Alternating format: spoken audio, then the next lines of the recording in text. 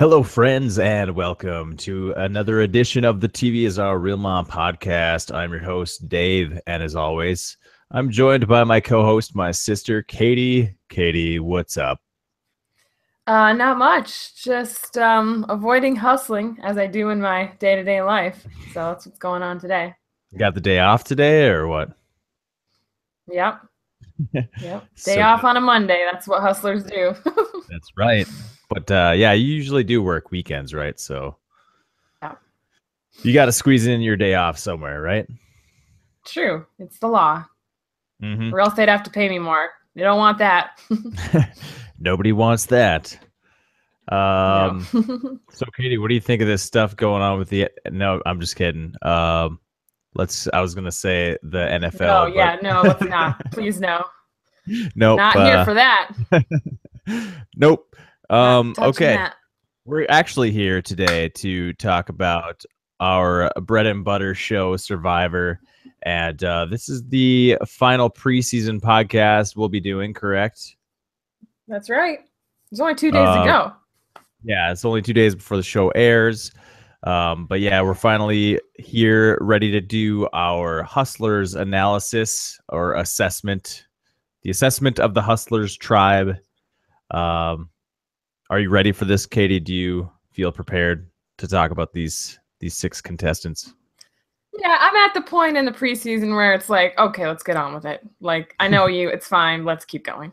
Yeah, I'm definitely ready to see how this plays out. Like, I don't think I've ever been so prepared as far as like knowing the cast. You know what I mean? Right. I know them well enough. It's time to go. Yeah, I'm ready to see what happens. So yeah, any other preamble you want to do about this, or should we just jump right into the assessment? I say we get down to business like a true hustler would. In true hustler fashion, we shall jump right in to the assessment of the Hustlers tribe. All right, let's kick it off with the young lad, Patrick Bolton. Well, he's pretty young. He's not as young as Spencer was, I don't think, when he played, but No. He's a 24-year-old small business owner from Auburn, Alabama. And the small business he owns is like a moving company, I guess. Yep. What do you think of Patrick? I feel like people are down on Patrick, but I like him for some weird reason. He's kind of a weirdo. I like that. You got to have like the oddballs, except not obnoxious oddballs. He's like weird in a tolerable way. Yeah, I mean, yeah, in the sense that he's weird, he's more like a normal person you would meet. He's not like your typical Not like Survivor. Debbie, who's like off the reservation, but like he's just weird in a relatable way. Yeah, exactly. Yeah. He was also super soft spoken in that interview. Do you believe that he was just like trying to be quiet, or I think he's like naturally soft spoken? No, I do believe he was trying to be quiet because I was like, why? He kept getting quieter, and I was like, why is he so quiet? And then Josh said something about it, and I was like, okay, he must have like thought people were listening or something. He clearly doesn't know how it works. Yeah, I'm but he'll confused learn. by that. If he was actually just being quiet and then he realized it and he felt dumb, so he played it off like he was trying to be quiet. I don't know. He seems like he's just kind of a low talker kind of guy. That could be, but I also think he just doesn't know how stuff works, and so he thought they could be listening, which is ridiculous. Yeah, it's possible. Yeah. So one big characteristic of Patrick is he's a redhead. So he's got really beat that into you, don't they?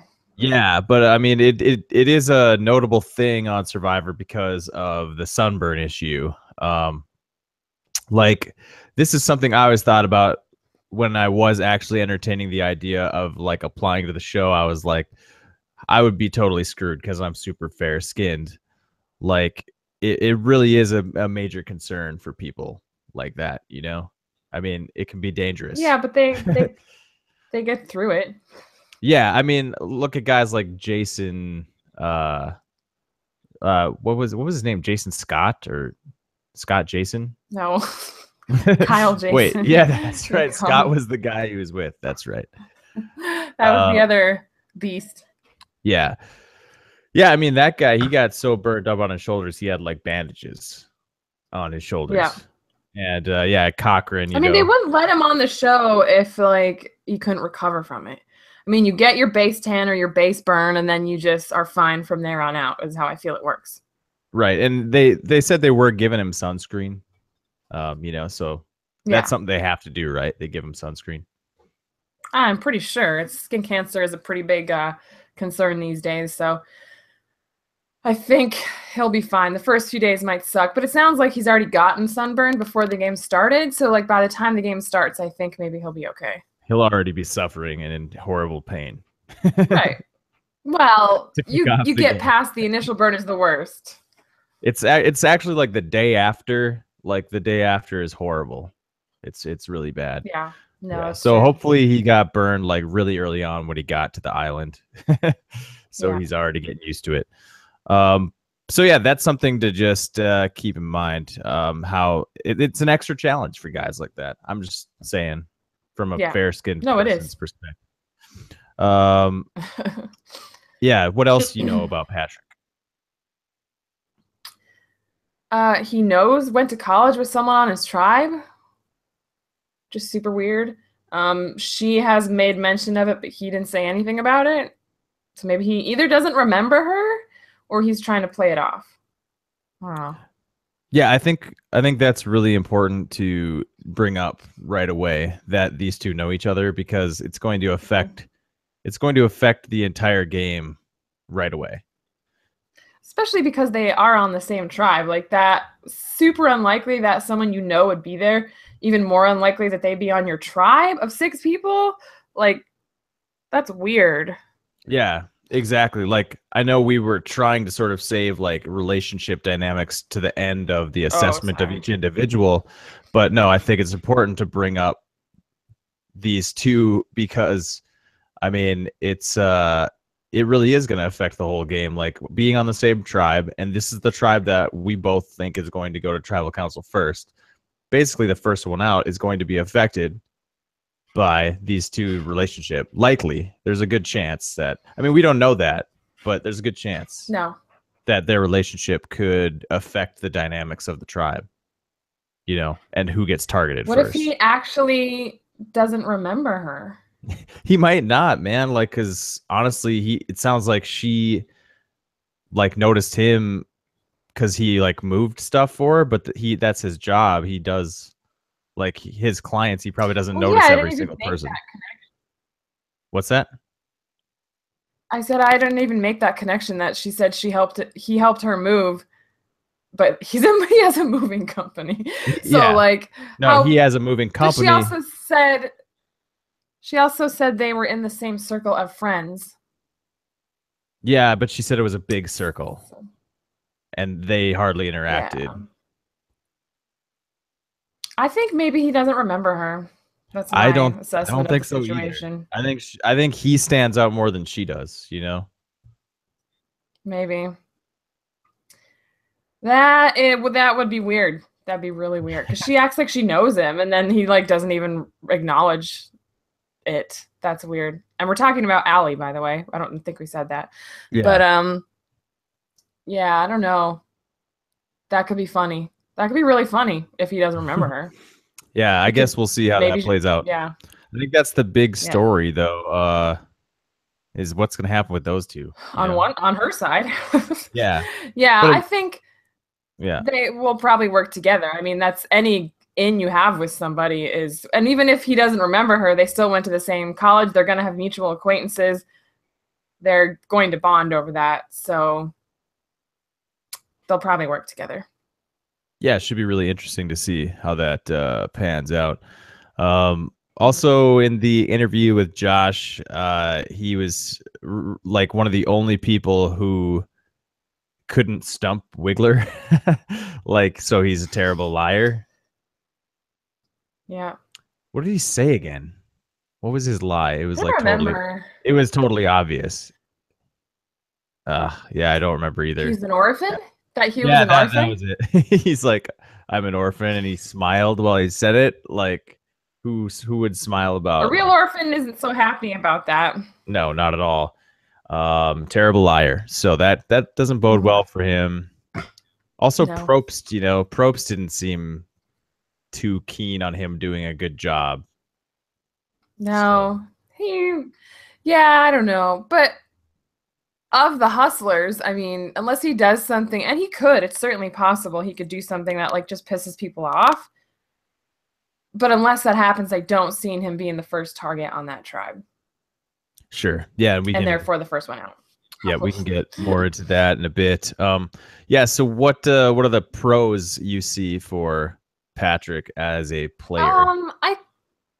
I can see him making the merge. I didn't see much strategy there. I saw some hustle, but I didn't really see a lot of strategy. So I could see him making the merge, just being one of those kind of wait. So nothing. What's the pros that are the reason he will make the merge? You mentioned a con that he has no strategy. What's the pros of Patrick?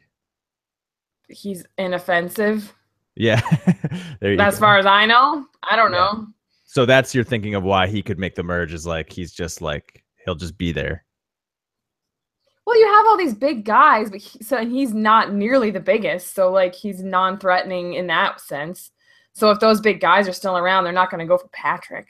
Right. And you mentioned at the top how he's goofy and relatable. I think that's an aspect of his personality that people could want to keep around.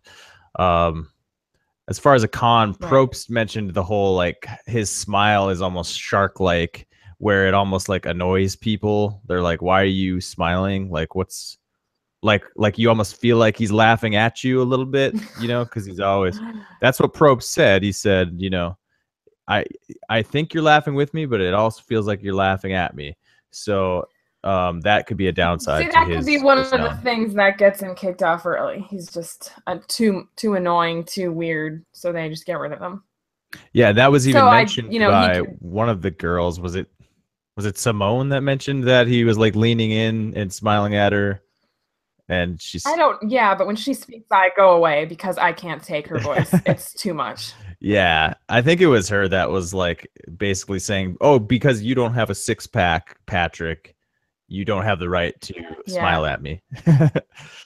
She's the worst. Yeah, she really is the worst. We'll get into her. So yeah, what do you got for upside downside on Patrick? Like I said, I see him making the merge. But he could also be like one of the first couple people out. I don't know. It's pretty wide. I don't see him winning. Yeah, I don't see him as a winner either. I'm gonna say he could be a merge boot or like shortly after the merge, and I could also see him as being the first one out. Yeah. There's a lot of competition on that Hustlers tribe for first one out. Oh, there is. Yes. So it's actually really tough to decide. It's a stiff competition. Like who is safe on the Hustlers tribe? Not really sure. At all. Not really there's sure. Maybe two. Maybe one. I don't know. And I couldn't even tell you if there's even one. Yeah. I don't know. Anyways, let's move on to the next one. Happens to be his college classmate from Auburn University. 24-year-old Allie. She is a celebrity assistant to the great Glozell from she's from LA. She lives in LA now. Yeah. Mm-hmm. She doesn't seem to like LA very much. No, and I like that about her.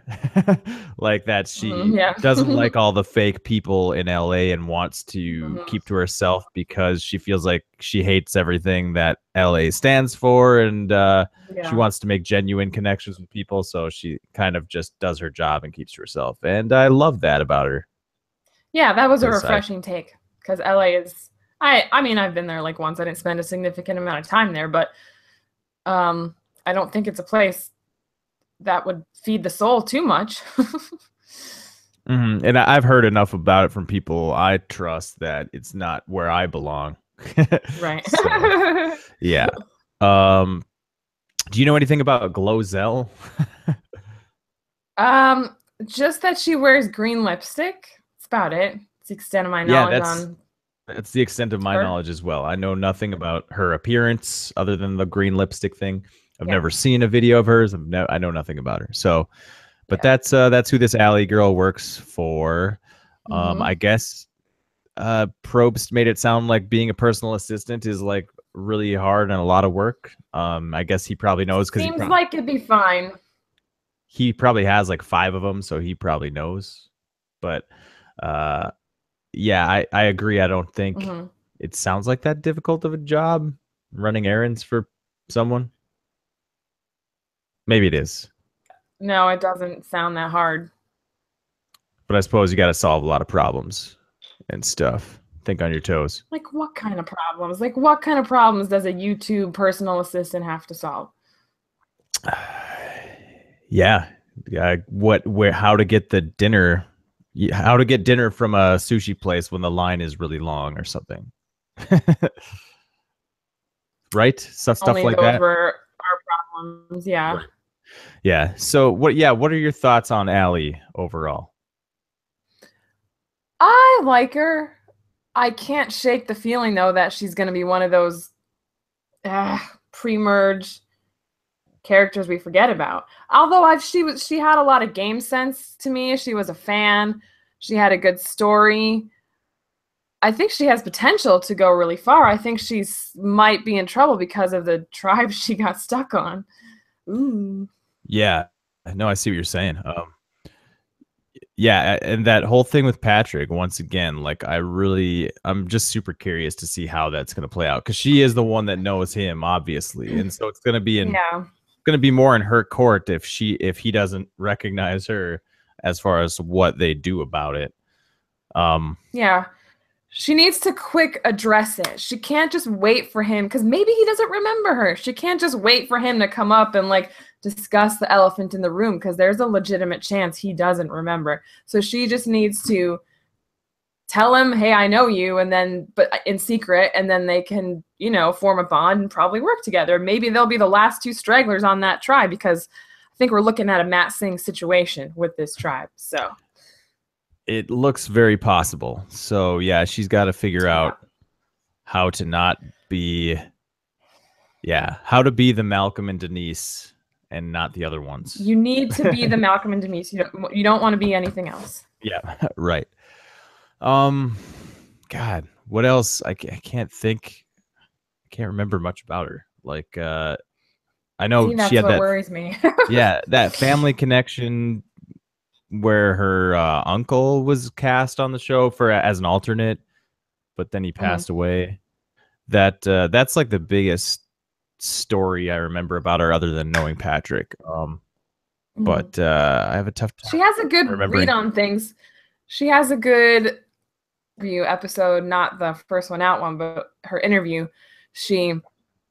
I liked her answers to a lot of things. I can't give you specific examples anymore because that was like 3 days ago. But I feel like given the chance to like prove herself, if she makes a swap, maybe. Okay. But she might be dragged down by this tribe. Yeah. Once again, terrible with the examples, but I agree. I agree with you. I remember getting a sense that she knows the game and she had the right things to say about situations and how she wants to play things. Yeah. So upside downside?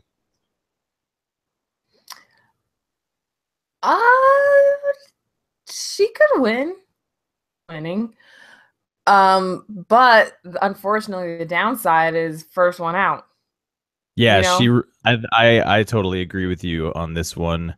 She runs the gamut from winner to first one out.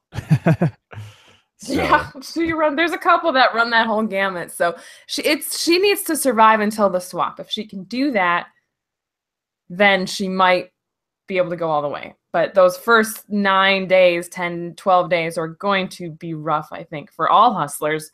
But unfortunately, especially the girls, because the girls are the one. Allie's the best of the girls. The other 2 girls way higher up on the first one out candidate list. But still, if you're a female, for some reason they see you as weaker and they vote you out because of that. So but then of course you have Ryan. So, I mean, if you're looking at weakness, I think Ryan's gonna be fine. I honestly think Ryan's gonna be fine. especially if the producers had anything to say about it, because if they can do anything to keep him in, they'll probably do it because he's got the gift of gab. I hope he's next on the list here, so we can just jump right into him, because that would be a nice segue. Yeah. We can just talk about it. Yeah. Let's. I suppose we could. I got the list of people. You know, like I. Stick to the list. Stick to the list. We'll come back to Ryan. Let's stick to the list. Okay. All right. Simone. Who's next? Nguyen. Simone Nguyen. Oh. Simone Nguyen. I don't know how to say her name. I've never known how to say that last name. I've come across it a lot, and I've never known the correct pronunciation. Nguyen. Call her Simone. Nguyen. Simone. I don't know. Simone. She's a 25-year-old diversity advocate she lives in New York City, New York. Yeah, you hate Simone. Is this correct? I don't hate her. I don't know her. She is not someone I care for on this cast. She is loud and obnoxious, very opinionated, which you need. And I know some people love that, but all I hear when she talks is Abby Maria. Like, that's all I can think about. That's who this is. And that sucks because I hate Abby Maria. I hate her a lot. Oh, geez. That's harsh, man. So I hate her on the show. By all accounts, outside the show, she's fine. But when I didn't like her character on the show. Right. But Simone she just says, like, she sees a picture of a person, and because she's been observing these people for the last few days, she spouts off this like whole story that she's created in her mind that is what these people are going through. Like when she was talking about Katrina, and she's like, oh, she's a cancer survivor. And I'm like, bitch, you don't know shit about her. You don't know what she's been through in her life. Like, wasn't that true, though? No. I could have sworn Katrina mentioned she's a cancer survivor. No, she was in a car accident and had some issues with that. Oh, maybe that's what it was. But she was not, like, it's just such a, like, it just pisses me off.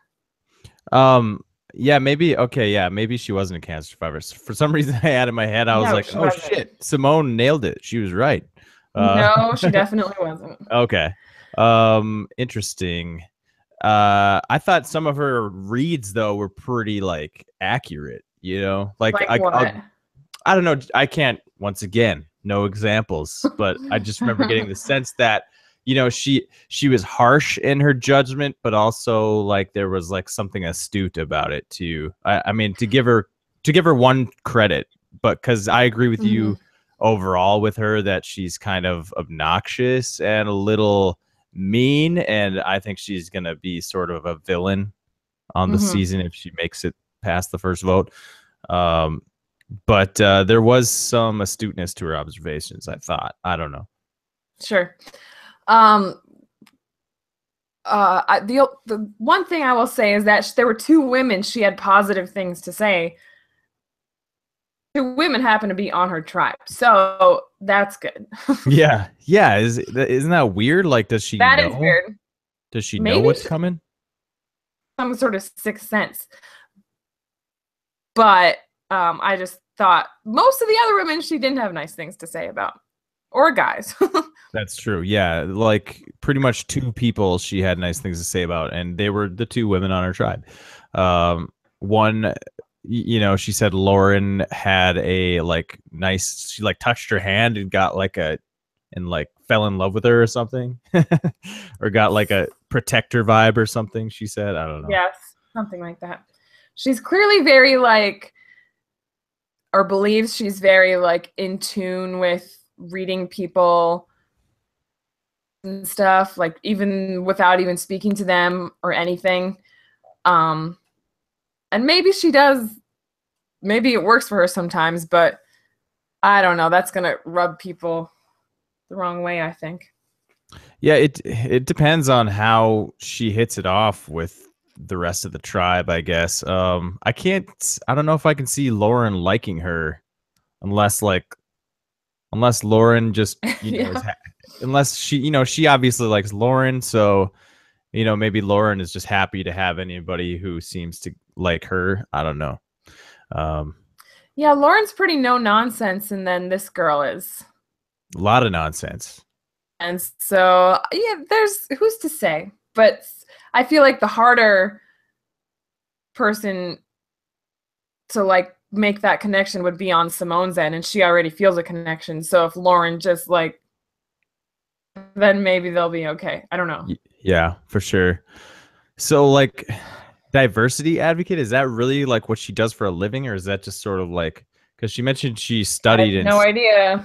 Yeah, she mentioned she studied in school like the history of like what her parents like culture sort of went through to get to America and all that stuff. So I'm not understanding if like she actually has a job that's around diversity advocate, or if that's like her studies and something she's passionate about or something like that. Yeah, they didn't make that very clear. Yeah, I was just curious. Yeah, I thought maybe you might know more than me, but that's okay. Yeah, that's one thing that like I just feel like I don't know. I was gonna say I just don't think she was like a kind enough person to do something like that. You know what I mean? Yeah, well, yeah, like you said, the way she comes off in her interview, definitely not. But who knows? Yeah. Yeah. So what's like? What do you think? What are the upsides? What are the pros of her personality or her gameplay that could help her? Her astuteness, I guess we talked about that. Her observation. I guess, yeah. Yeah. She could be good at making connections. It doesn't seem like it, but she said she hates everyone when she first meets them. So yeah, so she's about to meet getting 5 into the people. cons. Yeah, she could be abrasive. Yeah. She seemed nervous. She could just be too obnoxious. She seemed nervous in the interview, and she mentioned that a lot. How nervous she was. And also I don't know, pooping in the woods thing. Ugh. Her fear of pooping in the woods. She said they're not going to let me die out here, but I am afraid that what my body will do, and I'll just die and drown in my own shit. she said from that. what I've heard from survivors, it's usually the opposite problem, that they don't poop enough. Yeah, so I think she'll be fine. And Wiggler actually gave that as advice. He's like, just hold it for 39 days and you'll be fine. You should maybe poop a couple times within that 39 days, but you don't need to shit in the woods a lot, is what I've heard. Right. And yeah, don't hold it for 39 days. Not recommended. Don't do that. That's a good way to die. Bruce actually had that problem in Survivor Panama. And so did Joe. Joe had that problem. So yeah, don't do that. Don't do that. No. But yeah, very strange response on that from her. But yeah, interesting. Interesting. Upside, downside? First one out. Yeah, for sure. Upside. Third one out. You know what? I'm kind of with you on this one. Surprise, right? We rarely disagree, I don't think. But yeah, first one out, definitely possible. She's a high on the list candidate to be the first one out. And then I would say I'll just like be a little more wishy-washy and say pre-merge boot, Okay. Maybe not third, but pre-merge. Well, if they are the Matt Singh, she's definitely going early. Because you don't have much to choose from with 6 people. And definitely not. There she is. She would be there, a good loud target. So yeah, they're not gonna go to tribal council 3 times in a row and not get rid of her, is all I'm gonna say. Right on. Any final thoughts? Because I know you felt pretty strongly about Simone coming into this. So anything else you want to say about her? No, prove me That was wrong, pretty much, Simone. That's it. yeah. Yeah, and maybe she is the type that like this is who she is, and then she's that person who shuts up once Finds she another hits. gear. Maybe she finds another gear she doesn't even know she has. Right. That's I mean, possible. I think back to Survivor Kagayan. You absolutely hated Spencer going into that season. Yeah, his preseason stuff was terrible. Yeah, he basically sounded like an arrogant prick. But then Yeah. he shut his mouth and just kind of weaseled his way through without being a dick. So Because he was in a similar situation, a Matt Singh situation, where his tribe kept getting decimated, and he somehow found a way to survive. So if she can be that on this tribe, then I'll be impressed. But from her preseason, but everything changes after the show actually starts. right. So until then, we'll see. Okay, so next on the list, an even younger lad, excuse me, 23-year-old Devin Pinto from Solana Beach, California. He is a surf instructor. What do you got on Devin, Catie? I think there's a lot of like middle of the road guys, I feel, on this season, and he's one of them. Like with a Patrick, with a JP, I guess maybe not so middle of the road as much as just bottom of the road, but just a but like I don't know, he's kind of funny. I get why Josh Wigler was like into him, kind of. But he's no Jay, like I really got why he liked Jay. Jay was funny. Maybe he will be a Jay on the show. I don't know.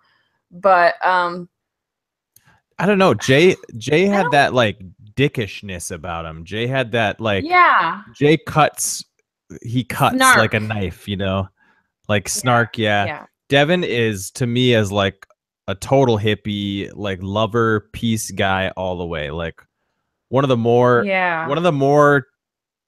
that type of guy they've had in a long time, I feel like. I feel like he's more Joe Anglim than Jay. Right. Yeah. Nobody definitely. wants that. But yeah, he's super laid back. Yeah, so that's nice. I guess he's fried his brain a little bit because, like, when you watch his videos, it's like, get to the point, man. Just get to your end of your sentence. That's kind of how. Yeah, I mean, guy definitely smokes weed. I'm pretty sure. A lot. I think a lot of it. He's got that thing going on.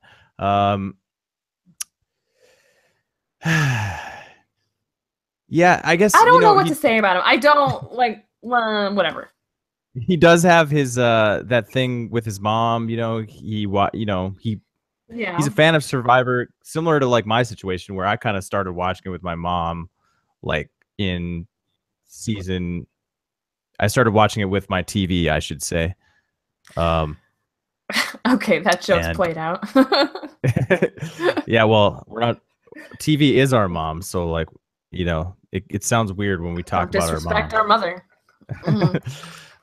Anyways, yeah, he started watching with his mom, so he's like a fan of the show.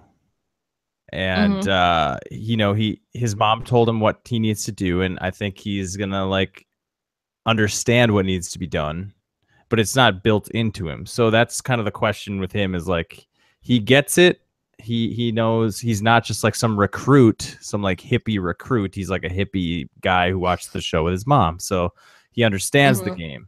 Will he turn it on? I don't know. Yeah. What do you think?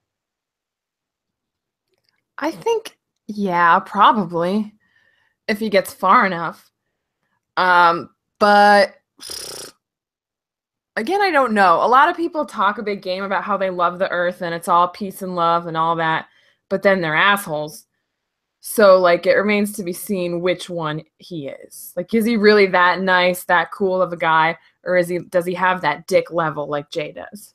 But again, I don't want to call Jay a complete dick, because when Jay got voted out, it was one of the best responses to getting had on Survivor I've ever seen. Like, he took it in stride. He was like, you got me, appreciated the move, and left. So, like, Jay could be a dick, but he was also, like, laid back, and he appreciated the game. But you could say that about that whole cast, I guess. But I don't know where I was going with that. I just don't know which level Devin is on that scale, I guess. Right. Yeah, Jay, when he got out Michaela too, like, that was he was a serious stone cold dick in that moment, but he was the kind of dick that was really easy to kind of root for. Yeah, exactly. With it's Devin, a fine line to be that kind of dick. I don't see him having that gear, and that's fine because, you know, he doesn't have to be Jay. You know, I like laid back dudes also. Yeah. As long as he's there to play the game, and the right move for each person looks different at every turn. So let's not try to say, oh, he has to slit people's throats and stab everyone in the back and be a villain to be a likable character. You know, there's don't be the kind of laid back where you just big brother. Don't be that guy. Like, actually play the game, have some decisions that you are willing to make, people you are willing to cut, so that we actually believe you are there to play. Right. Yeah. I hope we see some element of gameplay from him. That's yet to be seen. So the whole show has yet to be seen. Yeah. So what's the cons of Devin? I think he makes the merge because he's one of, like, maybe 2 people on that tribe that I think will survive it. So he'll probably make the merge. Yeah, he's a merge guy for sure. Yeah, there's a lot of them. I feel we've got merge boot, merge guy, merge. I don't know how this is actually going to go. No, I think we do that every year. We're like, okay, we picked too many people to make it far. Yeah, true. Yeah. Maybe we should just start doing power rankings too, so we have to actually, like, pick like an order almost. I don't know. Maybe not a bad idea. Yeah, maybe we should do that. We could maybe do that at the end of this podcast if you got time. I'd have to think about it. Yeah. Well, I haven't even thought about my winner pick yet, and we're gonna have to do that. Yeah. So shit. Okay. So I mean, if we're gonna just wing stuff, we might as well just throw shit at the wall. Let's save the power rankings for another time, but let's focus on our winner pick for this podcast. Just saying, the show airs in 2 days, and we're not doing a podcast before then. Well, you can do a power rankings with 17 people instead of 18. It's not the end of the world. That's true. That's a good point. Okay. Let's see. Yeah, I got downside. I don't know, man. Do you think he can win? No. Okay. But I also might disagree with your downside. I think he could be one of the I'm gonna say upside merge boot, downside second boot. Damn. Yeah. I'm gonna say upside 6th place, downside merge boot. I don't think there's any way he doesn't make a swap, get together with Cole, who they're destined to be best friends, and just ride it out. All right, I can dig that. They're both into this whole helping disenfranchised youth, like, and they're both like surfer, like wilderness guys, like they need to meet and be friends. Yeah, these two need to meet for sure. Yeah. I hope that happens. Yeah. It's just a match made in heaven. It is. Mm-hmm. All right, here we are at the 35-year-old fisherman, Lauren Rimmer, from Beaufort, North Carolina. That's right. What are your thoughts on her? Well, I worry she's a little bit too pure for this game. She's got a way she wants to play it, and there's always one in every cast who wants to play with integrity. And I don't know if she never really said that. She really? Never said. That's yeah, the vibe she said. I got. No, she said to Wiggler that she's gonna do whatever it takes to win. Everybody says that. Yeah, but yeah, I see what you mean in that sense that like it would be tough for her to play that way because it's not who she is. Yeah, But according to what she says, she's like, yeah, I'll do whatever it takes to win. You know, like I'm here for the. She's kind of like Joe. She's there to seal the bag or secure the bag. Secure the bag. I love Joe. Yeah. She seems like kind of a throwback kind of player. Like I feel like she's someone you would have seen on an early season of Survivor. And that's what gives her that first boot upside too. Yeah, there's a lot of first boot upside on this tribe, let me tell you. Geez, I had something I was gonna say. Is it I don't know. her integrity or her villainous? Well, it just seems like she's a very straightforward person. I like how she said she's not going to reveal that she is a fisherman because then they'll expect her to provide for them. And what if she sucks? So she's thought about that. I like that. I know she's thinking about things. And I think she will be physical because you have to be strong to fish, like be a commercial fisherman. But I just worry about her because you have all these young people on this tribe, and I just worry that she's gonna feel like ostracized. I hope she isn't. I don't know, because she just, not just her age, and she's not that old really, but she's more like blue collar. You have a lot of these, like, you got this hippie guy in Devin, and then this young, everybody else is young and just a different mindset. She's like a single mom, hardworking, blue collar person from the South, and I just feel like that makes her so much different than everybody else. Yeah, I feel like she just looks different than everyone. She does. Yeah, she does. She's gonna stand out in that sense, and that's just that's just something that happens on Survivor. It's unfortunately, the way it goes. So that's gonna be tough to overcome for her. But I don't think she's like gonna be super not likable or anything like that. No, I don't think so. It's definitely possible. Like you said, she's got that work ethic. This is supposedly the Hustlers tribe. So all these guys should have a strong work ethic, supposedly. I don't get that. Like, but surf instructor, like he's the most laid back dude ever. Where's the work? I mean, maybe he works hard at that, but like he doesn't fit that mold. But yeah, she really fits that mold, and it's not that hustly of a hustler tribe. So like, is she gonna be the one? Enough. Yeah, is she gonna be the one to tell people to work harder and shit like that? You know? I think she said, like, well, I think everybody kind of said, don't be the leader, the taskmaster, or whatever. Everybody knows that now. That's a bad thing. Yeah, but you are who you are, and when you're out on an island, the true you comes out.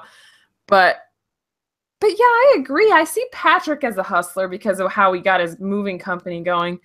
But that's a good point. I don't really see any of these other people as hustlers besides. But Lauren definitely understands the value and necessity of hard work. She's just at a different place in her life and has a different life than these people.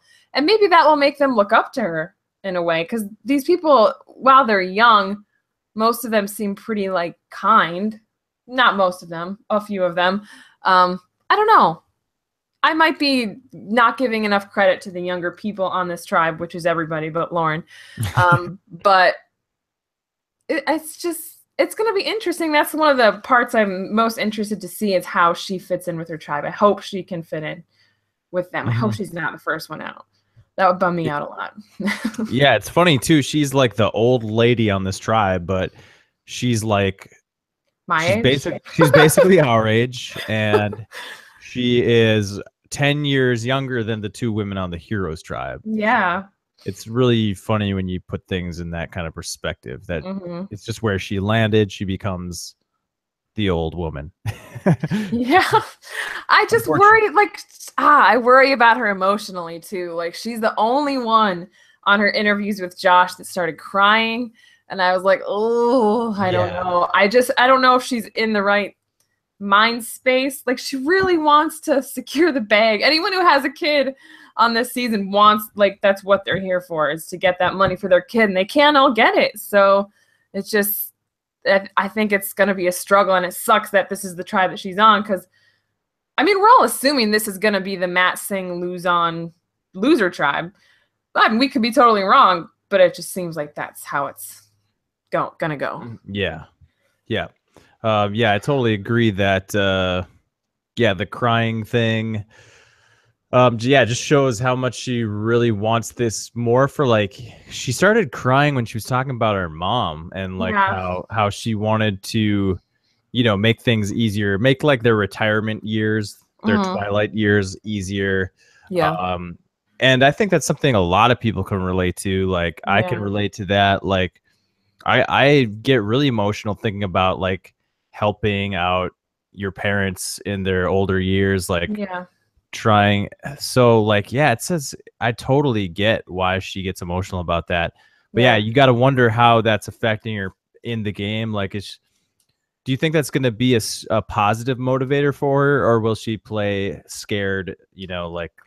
Well, the people who have those emotional breakdowns, or at least the ones they show, usually have a growth narrative and make it pretty far into the game. And I mean, look at Denise the Lunch Lady, who ended up betraying America and everybody who watched that season. But, if she could find a route like she did and make connections and maybe not play on people's sympathies so much, but at least intentionally. But I don't know. There is a chance that she could squeeze her way in somewhere. I mean, there's always a chance. What season was Denise the Lunch Lady in? China? She had a mullet. Don't you remember Denise the Lunch Lady? Hell no. Oh my God. Me and my friend, we lived together at the time that season was on, and she was our favorite. But she told everybody she got fired from her job to go on the show. And then at the reunion, it came out that was a lie. Oh my God. So we all felt, me and my friend felt very betrayed by Denise the Lunch Lady. Emotionally manipulated. Like, don't do that. Yeah, okay. That's interesting. I'd forgotten about that whole thing. Oh yeah, it's a thing. Yeah, I must have blasted through China. Like, don't remember that one. China's a good season. I just remember thinking that Todd deserved to win, Yeah, very much so. That's all I remember. Widely considered the best final tribal council performance ever. Okay, so what are the qualities that Lauren possesses that could help her in the game as a player, help her go far? Hard worker, straight shooter. She's not coming off as a threat. But if you got close to the end, you're looking at a Keith Nail type situation. They're going to send her back to the house before they let her get to the end. Send her to the house. Very nice. Couldn't agree more with that. And I think we covered, all her pitfalls and obstacles she has to get through. What's her upside, downside? Downside is FBU. Yeah. FBD, first boot downside. Upside would be, I'm thinking like a Keith Nail, Denise the Lunch Lady type performance in 4th or 5th place. Yeah, I'll agree completely with you on this one. First boot downside. And I'll even go as far as to say finalist that doesn't win. Wait, I don't know. No. She could. I mean, just because she's there doesn't mean she played a good game. Yeah. I guess I'll stick with you on this one. Keith Nail, 5th, 4th place, something like that. I don't know.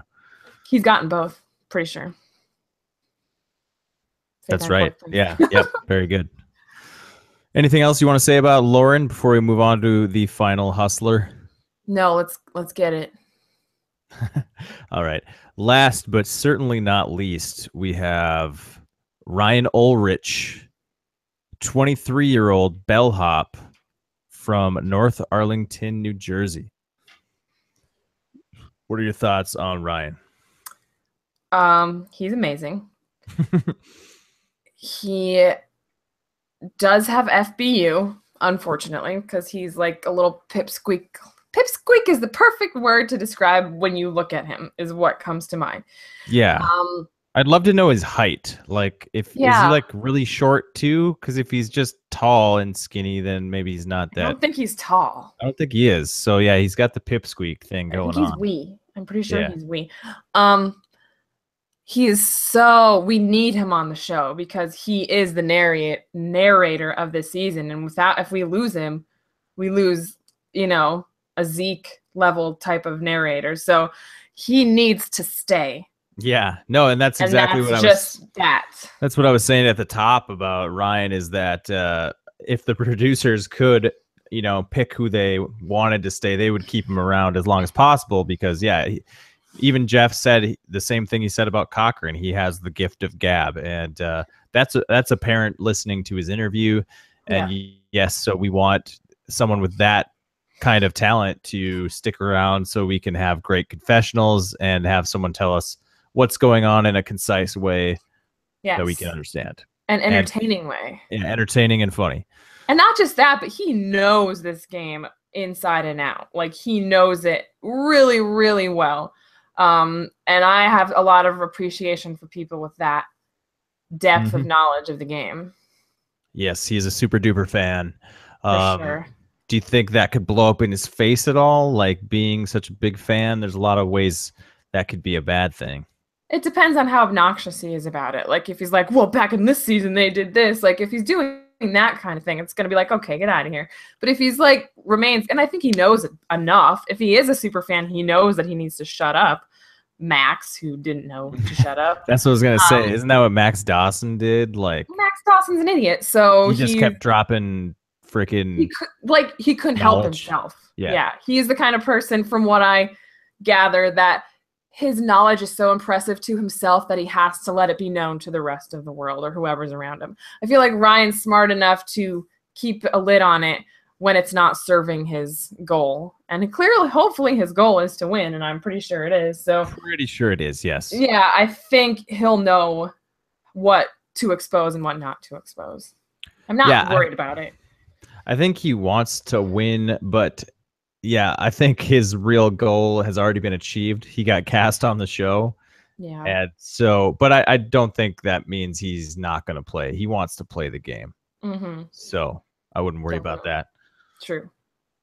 Just saying his main goal has been achieved. It has. Yeah. Achievement achieved. Achievement achieved.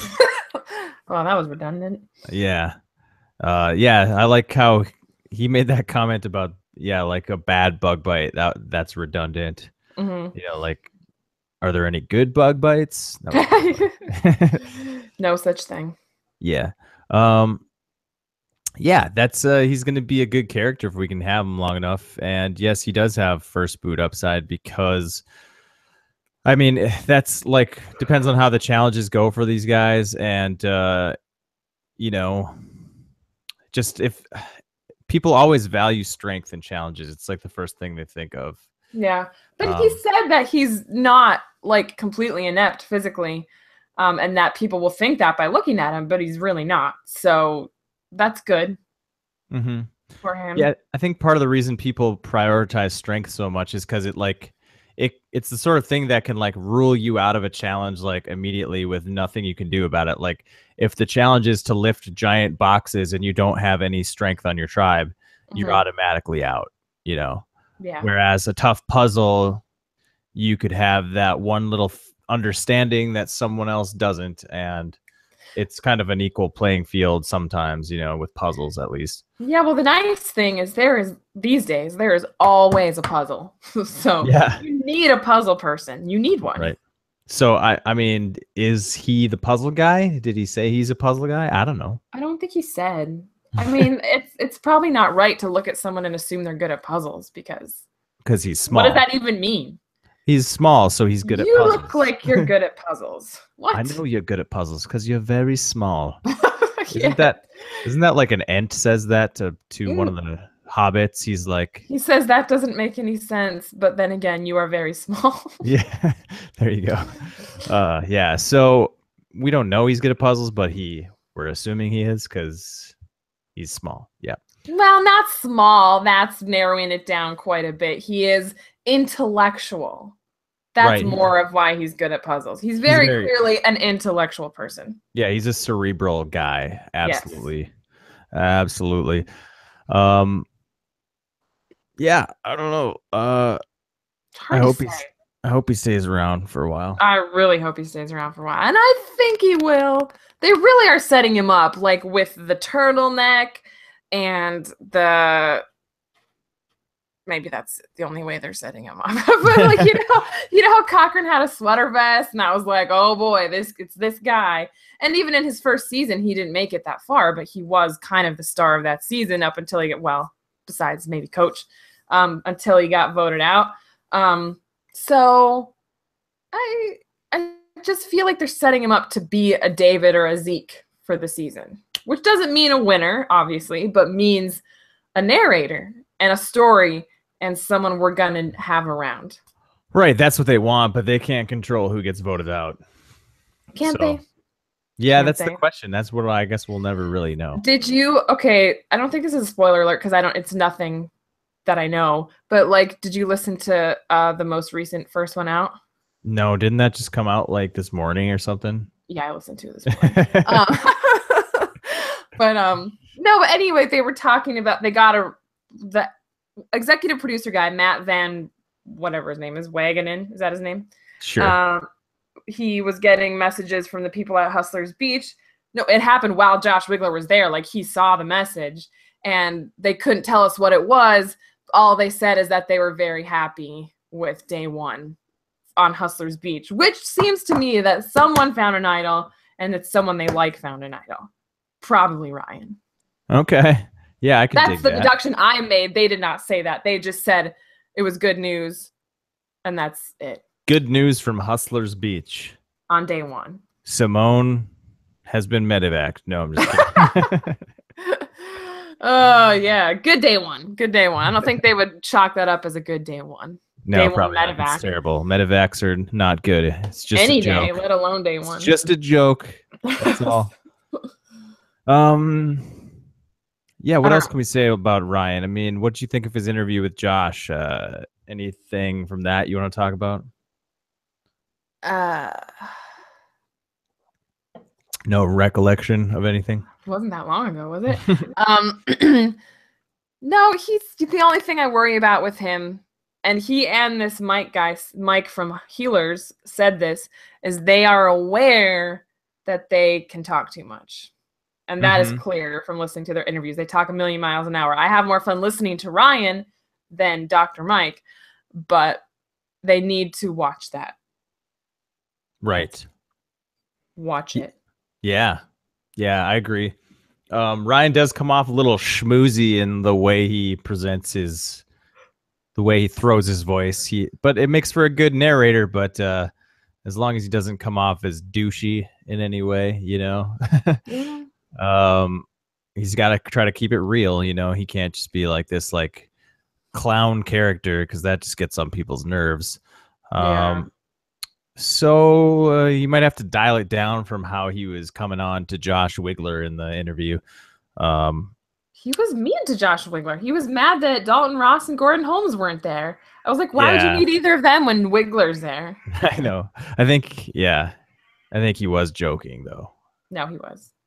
Partly. I'm sure he wanted those. Tone that down. Yeah. Tone that down, perhaps. Just, a little over the top. But yeah, that is a good thing for TV's sake. I just wonder, he probably won't lay it on that thick when he's just talking to his tribe mates. Yeah. Preseason demeanor and game demeanor are very, very different. Right. I think he knows he's on Rob Has a Podcast, so he's trying to, like, he's a listener of that, so he knows what you have to bring to the table when you are on that show. That was his podcast voice. Right, exactly. So as long as he doesn't... You have a podcast voice. Yeah, I probably do. Probably developing one. As not really. I'm joking. I'm joking. Oh, but some people do have, like, you know, I mean, it's not just that he was on a podcast, it's that he was with someone he listens to on a regular basis, and that must have been a pretty trippy experience. And perhaps, he was just, and he's a hustler. He knows how to schmooze. So that's what he was doing. Right. No, he gets it. And that's good for him. I also see it as a down or a con that he can be perceived as a threat. Like, now in this age of super fan winners. Yeah, super fan winners, Adam Klein's, Zeke's, David Wright's, Cochran's, and successful, even if they don't win, people who go far, get a lot of screen time. That could be an issue too. Even just knowing someone's going to get a lot of screen time, and you have a bunch of Type A personalities on the cast, they could be jealous of that sort of thing. That's true. He could be perceived as a threat and somebody they want to get out. Yep. For those types of reasons as well. But yeah, obviously the pros of Ryan are just his super fandom, knowing the game so well, knowing the right and wrong things to do in every situation, inside and out. I mean, I think that could easily outweigh all the other stuff. So yeah, I think so. Yeah. Anything else you want to say about Ryan?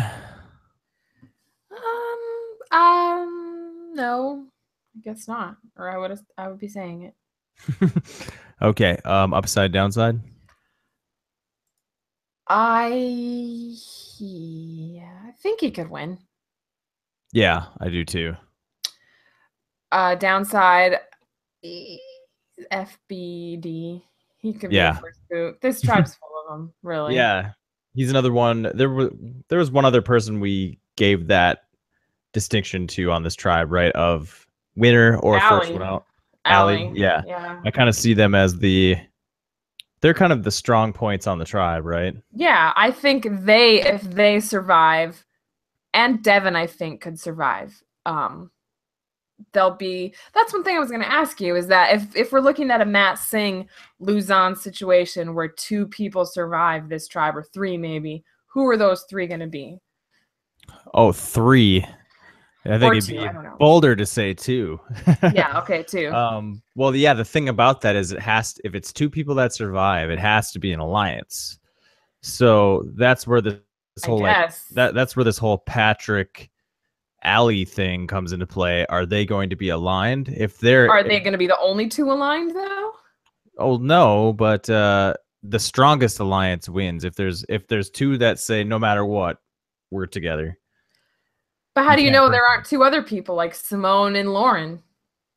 It could be. I mean, that's the nature of Survivor, though. Generally, there's always one pair that stays stronger than another, and that's how they crack them up. Sometimes they go to rocks. I don't know. So you yeah, think Patrick and Allie?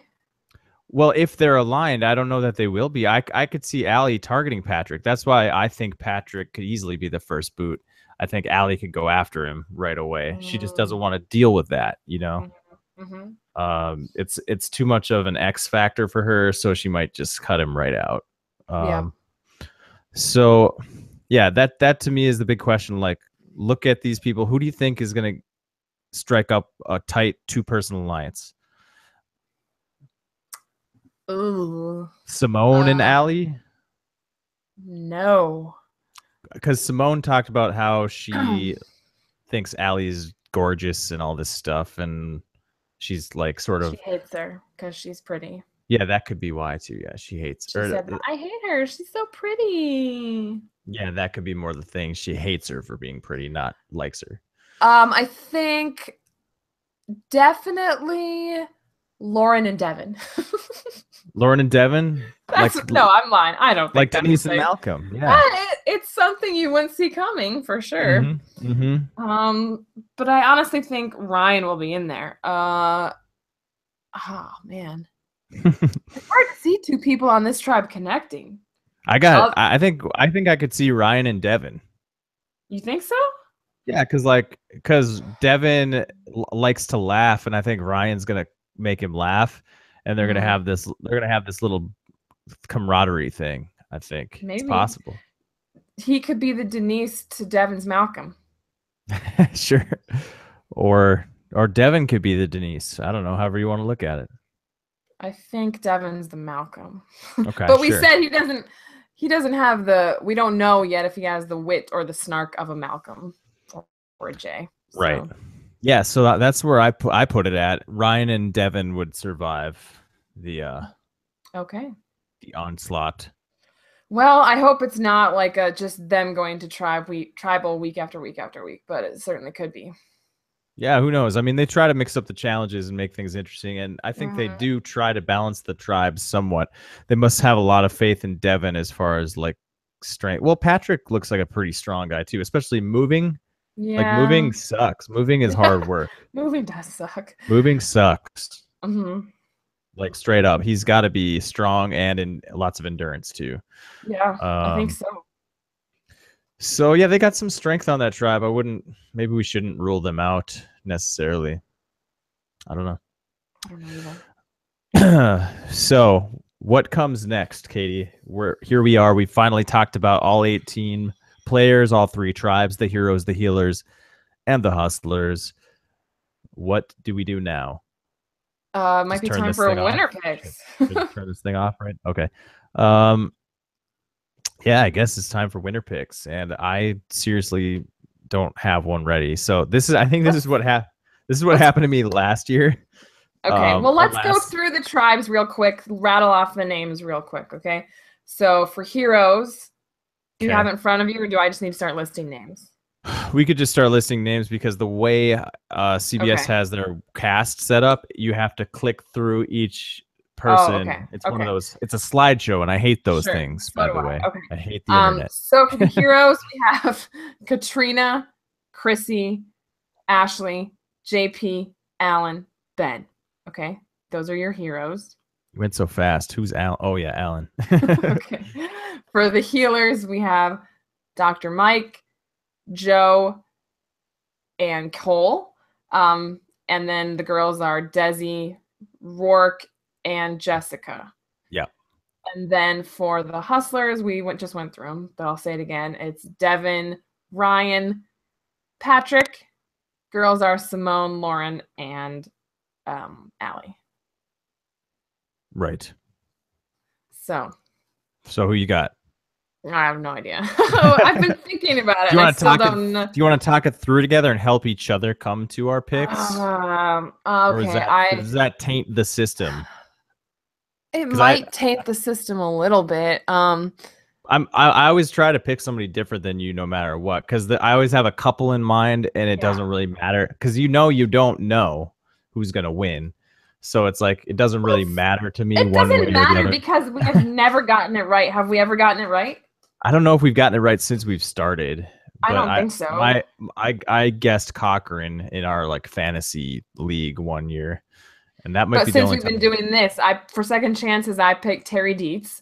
For wrong, I picked Dr. Peter. We've been really off since we started. Yeah, I forget who I picked for Millennials Gen X. I think Zeke? You picked. I thought you picked Zeke. I think you picked the big guy. No, I picked Zeke. And then for last season, I picked Malcolm. So I clearly suck at this. Man, I could have sworn you picked what's the ginger lawyer guy? Chris? No, Chris. Our mom picked him, and Cassie picked him. Oh, I thought that was you. Okay. Maybe I did. No, I picked Zeke. I'm pretty sure I picked Zeke because then in Game Changers, I was like, well, maybe I got the right winner pick, just the wrong season. But then he didn't win that season either, so it didn't matter. Maybe you did. I know I picked Brett for. Yeah. I think I've gotten a couple maybe that were like him, whereas like he went to 5th place or something. Right. Maybe not even. I don't know. Anywho. I think I need to pick a girl. Why do I always pick a guy? So I'll tell you who I wanted to pick. Okay.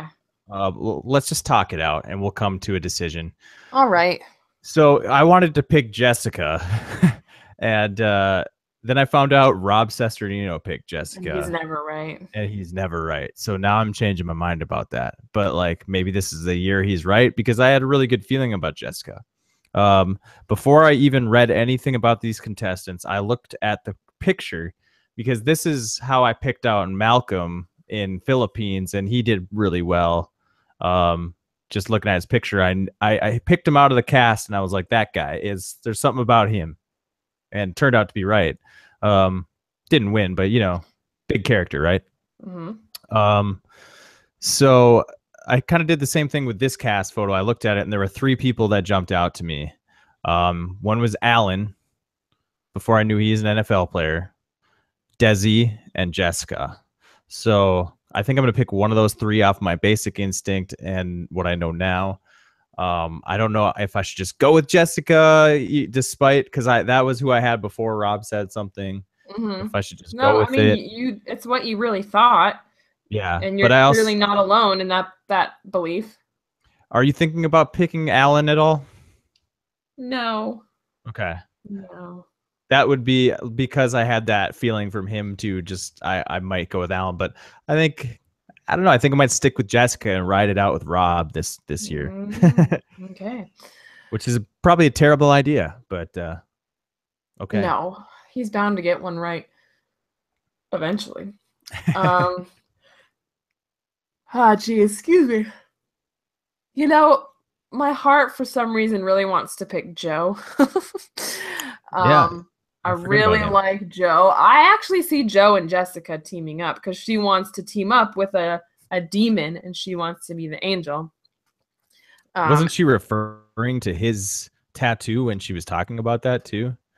I don't remember, but he's there on the tribe, and I'm not saying he's a demon, but he's like, the kind of guy who's willing to do whatever, which everybody says they are. But No, I think in that context she was saying like he's got this tattoo of his of a child on his shoulder, and I'm not sure if he's playing for that and like if we'll see if he's like the demon or not. And so she was kind of like talking about him as the demon, and so yeah, it might be a it's thing. possible. I honestly, if I pick somebody else, it's going to be like a forced thing. I just don't want to, I just am forcing myself to go against what I want. And I know Joe's probably not going to win because seems a little abrasive. And he said he has no filter, and that's not good. Right. Yeah. So I feel like it's not smart to pick him, but I don't know who else to pick. Yeah, I went with a smart, safe pick, and unfortunately, that's who Rob picked. But Rob yeah, always picks somebody like that. Rob always picks a female who's like, unassuming. yeah, like Yeah. he always does that. I think I went with Monica one year the Yes, same he second did. Yeah. chances. Yeah. Yeah. But So honestly, this time that was my pick before he said it. So no, it's a solid pick. It's a good pick. Mhm. I feel like the healers have the best chance. Pick Joe, man. Go for it. Balls to the But wall. he's not gonna win. Though. Okay, then pick someone who's gonna win. Do you think Desi could win? I feel like if you pick Desi, we're really covering our bases because it's going to be one of those two. You think so? No, I feel really good about those two and Like someone was saying that Alan for some reason. I like Alan. Someone made a comment on one of the podcasts that Desi and Jessica are like the same person, and they kind of are. Yeah, and I talked about how in their form they fill out in their application they use the same word congenial to describe themselves. The way they wrote was like an essay where they used a thesaurus to change words to bigger words and stuff like that. They're very similar.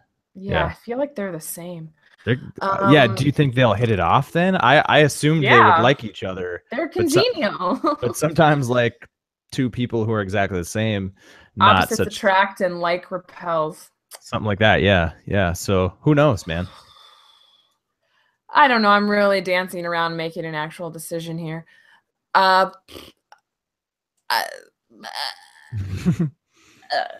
don't know. I'll just go with Joe. He's okay. Yeah. Roll with someone you can root for. What I wanted to. Well, he could be a complete dick once the show starts, but that's who I picked. So I get a good feeling about Joe too. I think he's gonna play the game, and so that'll serve him well because a lot of these people they're not ready to hit the ground running. Yeah, you know what it is? It's probably the Sarah Lucina thing. I get a Sarah Lucina vibe off of him, and she just won, so why not pick her? I could see it. I could see it. It's not a bad pick at all. All right. Well, there's my pick. There you go. All right. Anything you want to say before the season begins? Thank God Big Brother's over and Survivor's about to begin. You said it. You want to share any thoughts on the ending of Big Brother? It was a very exciting conclusion to a really not exciting season. Right. Is all I will say. Yeah, just I didn't watch towards the end. I think the last I watched was the last podcast we did, which was somewhere in the middle. Yeah. But I got the sense that Paul deserved to win up until he blundered at the very end of the game. Yeah, it kind of started with his continuing to lie and his goodbye messages and his refusal to own what he had done. Like, and I feel like Paul doesn't even know he masterminded things. Like, he picked out that Alex and Jason were going home weeks before they went home. And yet in his goodbye messages to them, he's telling them his hands were tied when this was a decision he made weeks ago. And I feel like he started to believe those lies, that he was innocent in all this. And that's why he couldn't own up to what he had actually done. If he had done it, he'd be the winner. But he was an arrogant asshole who refused to take responsibility for his actions. Whereas Josh was someone who apologized and was straightforward with people. So that's why he won. That's what you have. You know, it makes me think differently about the way juries voted in seasons like Samoa and even Korong. Like, something went wrong there in how you sent the jurors to Ponderosa or to the jury house. Something went wrong. Something went wrong. Yeah. So yeah, and you could see it in Big Brother. You could see it happening in real time, starting with Jason's goodbye message that he was going to mess this up somehow. And sure enough, he did. Right. Yeah, I think Josh does deserve credit because didn't he mention in some of his speeches or however that works that he knew to like own, or maybe he didn't say in his speeches, but he knew that he needed to use the goodbye messages in the proper way. He like understood that. Did he mention that in his speech to them about? Yeah, I think so. But because he told Paul and Christmas he wanted to talk to these people before they left the house, and Paul wouldn't allow it. And Christmas was so far up Paul's ass that she also would not allow Josh to, speak of his own free will and have any of his own independent actions in the game that Paul didn't agree with. And Paul didn't want Josh to come off looking clean. He wanted to be the only one to come off looking clean. So that was the only place he could do it, to tell the truth, was in his goodbye messages. And so he utilized that, whereas Paul took that opportunity to keep spreading lies. So apparently you can win the game in your goodbye messages. So don't forget that, future Big Brother players. Yeah, I mean, that's something they do every time, right? Is they let the jury watch the goodbye messages again or something? I don't know if they let them watch it again, but when you are evicted, you get to see everybody's goodbye message. Okay, yeah, so they don't get to rewatch, but it's just something that all the jury has seen because they were voted out. Yeah. So, yeah, that's if you're smart, you use that as an opportunity to communicate directly to the people that could vote for you. Yeah, especially when it's literally the only option your dictator Paul has given you. Right. And he used it. Is there a comparison or an analogy in Survivor of some way you can, like, communicate to the people you vote out, sort of? No, I think you're just left to figure it out for yourself. That's a big difference, I guess, in the games. One of many. But yeah, you have to solve that little puzzle yourself. But again, other jurors come to Ponderosa and fill you in, and that helps. Right. Huh. Okay. Alrighty then. Little Big Brother recap at the end of that. Sorry, that's it forever. Sorry if that was a spoiler. Sorry if you were planning on going back and watching the worst season of Big Brother ever. Let me save you the trouble. Don't. Yeah. Okay. Well, that'll do it for this episode of the podcast. Thank you so much for listening. You can follow us on Twitter at TV is our real mom. Please give us a thumbs up, subscribe to the channel, leave us a comment, all that good stuff. And we'll see you guys next time when we'll be recapping the actual episode. I might have something going on Wednesday night, so I might not be able to watch it live, unfortunately, but I will watch it Wednesday night, like later. I don't know when. We'll have to talk and figure out when we can recap it, but within a few days after. Yeah. sometime within a few days after, we should be able to recap. So definitely just be watching for that. Mm-hmm. All right. Thanks a lot, guys. Have a good one. Bye.